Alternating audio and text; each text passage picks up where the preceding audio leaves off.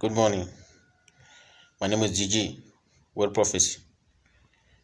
Tuesday, October 29, 2020 of Word Prophecy.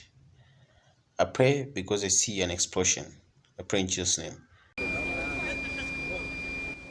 At least 6 people have died and 1 injured in an explosion on Saturday of an asphalt tanker in an industrial area of Gabes in southeastern Tunisia.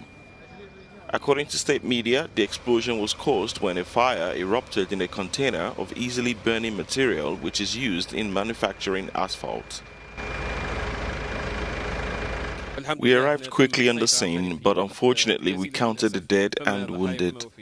The civil defense managed to turn the fire out. Spokesman Moise Tria said search operations for other possible victims are on the way.